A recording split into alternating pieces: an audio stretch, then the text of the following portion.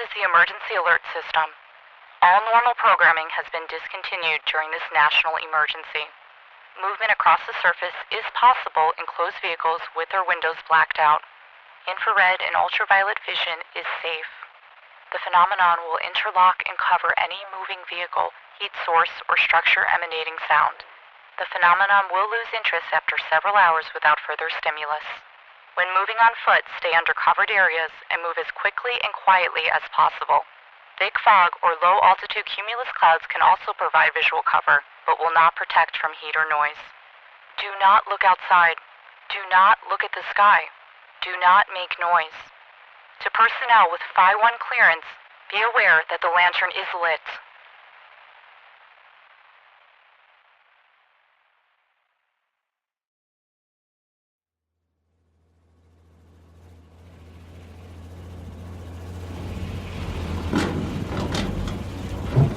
Okay. Oh, wait a sec. Okay, got it. Here I am. Woo! Rolling down 75 en route to Atlanta. Probably shouldn't be videoing and driving at the same time, but hell, the roads are empty and it's not like anyone's gonna pull me over. Plus, I just had to document this. I'll tell you, these infrared and ultraviolet cameras are working like a charm.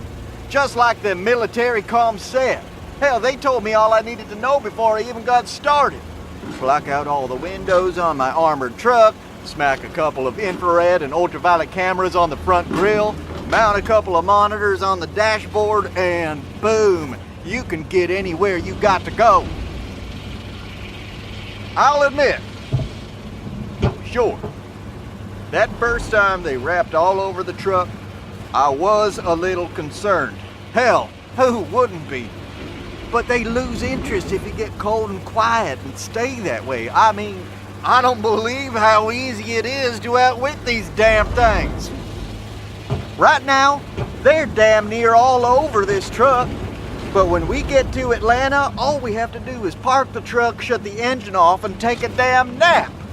1 hour, 2, and the damn things lose interest. They go off and rejoin their brothers in the sky. Easy peasy. You know, they called me crazy with the bunker, the garage, the armory, the stockpiling. Crazy. Like this couldn't happen. But I knew. Sure, I thought it'd be the Soviet Union, but then they quit. Then China went all free trade and dependent on us. Everybody knew North Korea was never really a threat. But goddamn space aliens. Like some shit out of a damn comic book.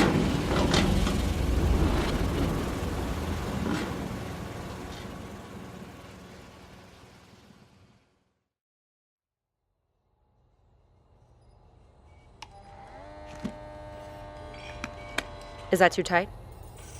It's fine. Give me your hand. Your pulse is normal, surprisingly calm. Considering I'm about to die? Yes. We're all gonna die eventually. At least my death will be worth something. It certainly will, and we're all very grateful for your sacrifice. You're a stone-cold bitch, you know that? It's been brought to my attention, yes. Dr. De La Rosa, this test needs to be done. You know it needs to be done. Drawing straws was the fairest way to choose. I'm sorry you're upset. You're sorry I'm upset?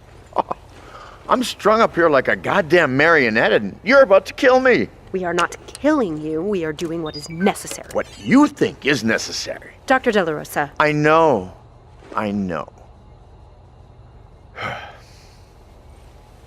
I'm not upset. The worst part is that it makes perfect sense. The logic, I mean. I get how valuable the data will be. Hell, it's probably for the best. I even have it in my will to donate my body to science. Although, this is a bit more direct than I had in mind. Well, it certainly counts.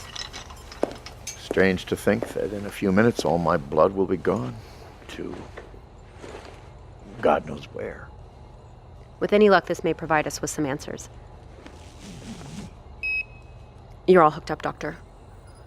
Try to stay calm. As you know, in the bodies we examined, there was no cell damage or nervous system excitement, so... No pain. I know. Dr. De La Rosa. Dr. Alvarez.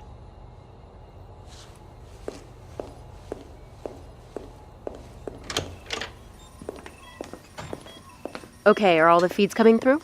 Yes, ma'am. Heart function and brainwave activity? Yes, ma'am. Dr. De La Rosa? Yes, We're going to open the blinds in about 20 seconds. I understand. It's a sunny day out there, Doctor. None of us have seen the sky in weeks. It may just last a moment, but you'll get that warm sun on your face one more time. Try to enjoy it. Ready? We're good to go. Okay. Let's open the blinds in there.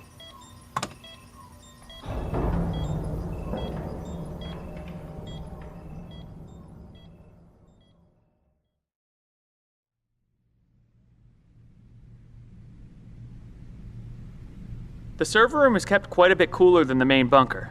The servers tend to run hot when they're operating, so a cooler environment assists them in maintaining functionality.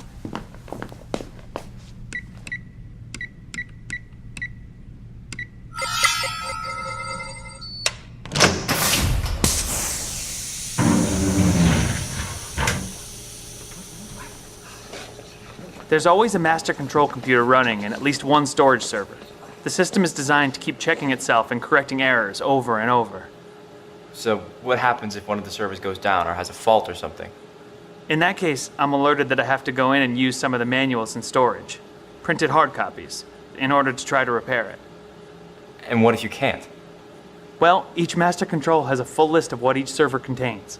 It's hoped that if any data is totally lost from this facility, then any survivors might be able to restore the knowledge manually. That is, go out there and find the actual books. Professor, do you think that will ever happen? Well, the system is incredibly well designed, so it's probably unlikely. No, Professor, I mean, do you think we'll ever get out of here? Oh. Well, I'm not sure I can answer that, Susan. But I do know that if outside becomes safe again, someone will find us and let us know. What if they're all dead? Everyone? Everyone who knows we're down here. What if they're all gone? Well, I suppose that's possible. But I'm still receiving the daily alerts. Which is the same message, at the same time, every day. You're implying they're automated? Isn't that obvious? Perhaps. I admit it's possible that the messages are automated and no one is alive to continue them. Or that outside is permanently unsafe and the all clear will never come within any of our lifetimes. Trust me, I've weighed all the options. But there's a shred of hope, I think. There's a number at the bottom of each message. That number varies day to day, which means there are people elsewhere in the system sending messages back and forth. I can't promise we're ever going to make it out of here, but I know there are other survivors, and they probably know we're here. And that gives me comfort, at least for now. Henry! My water broke! It's time! Oh, God.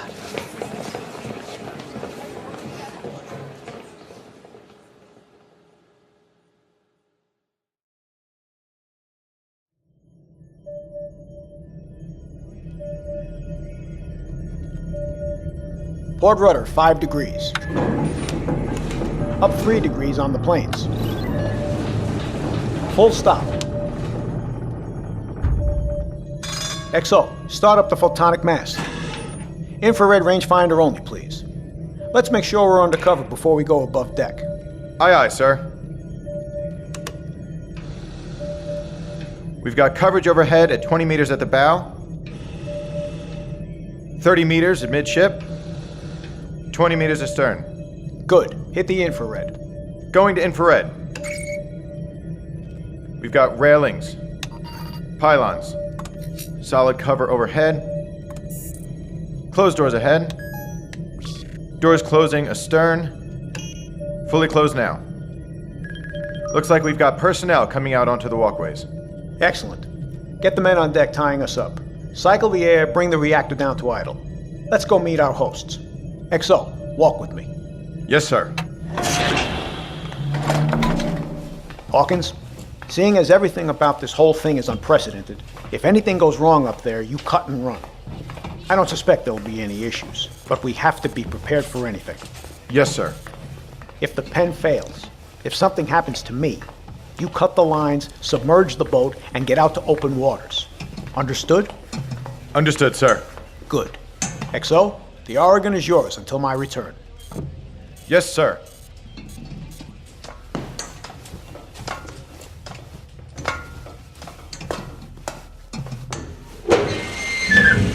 Jesus. Request permission to board. Granted.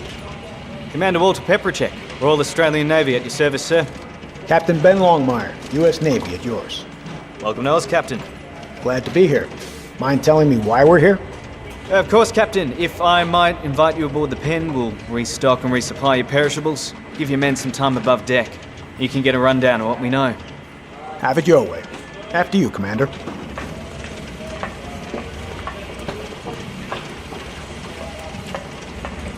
So tell me, Commander, what exactly do we know about what's going on out there?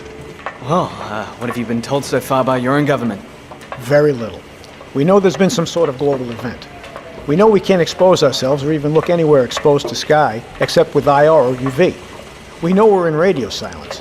We even had to disconnect the antennas we used to listen to civilian frequencies. What we don't know is why. Just what is it about this event that requires us to isolate ourselves like this?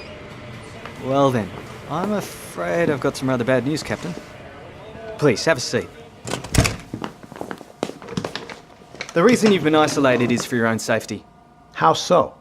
This phenomenon is lethal. On-site lethal. It doesn't have to touch you or hit you with anything. On sight? That's right. Even a glance at these things and, well, that's it, I'm afraid. Is it radiation? Nah, sir. Too damn quick. And as long as you don't attract their attention with heat, sound or movement, you could hang around outside all day and night so long as you keep your eyes closed. It's not like anything we've ever encountered before. And how's the civilian population fared?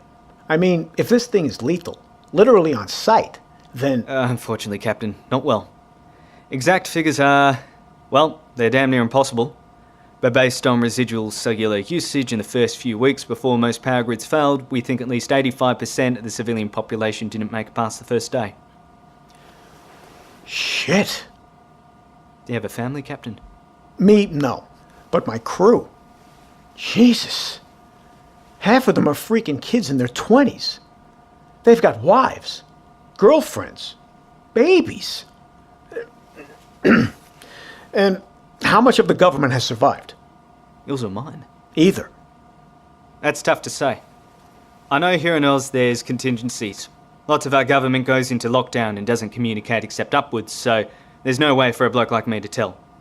As to you Yanks, well, I know there was enough left of your government to contact ours and put in a request for us to get this pen back in order as quick as we could. We're to take any extraneous personnel you can spare, give them safe harbour until this thing blows over, and to pass on an orders packet too large to send through the VLF. Any idea what's in it? I was told that was above my pay grade, Captain.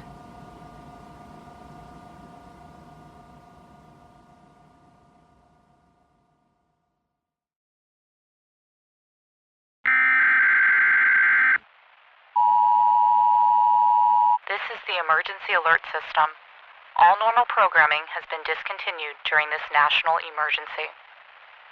At this point, we estimate 97% of humanity is dead. There have been no advancements in our efforts to mitigate or end the phenomenon. The usual precautions continue to apply. Do not go outside. Do not look at the sky. Do not make noise. Do not generate more heat or light than is necessary. We highly encourage remaining survivor groups to coordinate. Make efforts towards underground farming and animal husbandry. You have not been abandoned. You have not been forgotten. To personnel with Delta 6 clearance, Blue 12 procedures are withdrawn. Enact Green 2.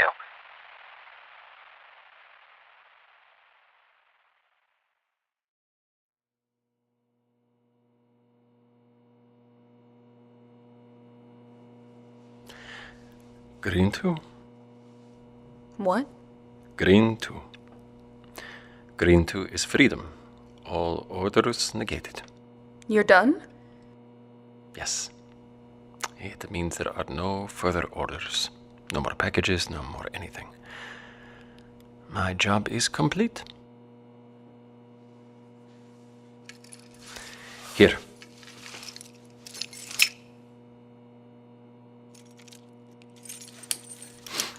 All of your gear is on the table. Where will you go? I'll stay underground, or at least inside, as much as possible. I suggest you do too. I'm getting the hell out of New York. There's no one here, or at least no one alive, that I want anything to do with. How do you know? What about the authorities, the government? Before our pleasant encounter, I had made it to the UN, an FBI field office, and the Department of Homeland Security. There's no one there. Everyone is either dead or evacuated. Probably dead. We have to assume the authorities and government are gone and act accordingly. Take Saria with you. What? Take Saria with you. Why would I do that? Why would you want me to? She's your daughter. I mean, what the hell? What would you recommend I do? Get her the hell out of New York. How? I am not as capable as you are. I'm not strong like you. And where would I go? What can I do? I don't have the skills to survive out there. You're skilled enough to be part of this secret initiative of yours. That's flipping a switch or pushing a button. I'm a translator, not a soldier. I've never been trained for anything like this. I'm not taking Saria, Emil. Please! I am not going to be able to keep her alive. But you can. You can keep her alive. See her through this. Maybe find a group of survivors who can be trusted, a community. I have no chance of giving her a future. You do. Sharon will die. Take her with you. Please. And what would you do? I have no idea. Continue as I am for as long as I can, until I run out of supplies. Until the murderers in the tunnels rise up or the creatures in the sky find their way below. Or perhaps I'll just walk outside when I get hungry or desperate enough.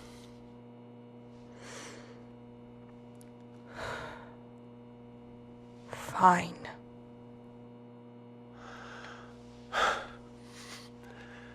Saria, get your things. No. Both of you. Let's go.